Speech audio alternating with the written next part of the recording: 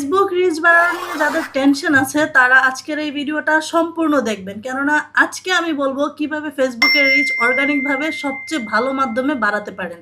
দেখুন, আপনি মনে করেন যে একদম একটা নতুন পেজ খুললেন, আপনার এই পেজে কোনো রিচ নেই, কোনো ভিউ নেই, কিচ্ছু নেই, কিন্তু আপনার এমন একটা পেজ আছে যেটার মধ্যে অনেকগুলা ফলোয়ার আছে এবং এমন একটা আইডি আছে যেটার মধ্যেও আপনার অনেকগুলা ফলোয়ার্স আছে, ফ্রেন্ডস আছে, সব কিছু আছে। জাস্ট একটা কাজ করতে হবে, সেটা হলো আপনি ওই পেজের সাথে আপনার পেজের ভিডিওগুলা কোলাবোরেশন করে দিবেন। কোলাবোরেশন করে দিলেই আপনার কাজ হয়ে গেল।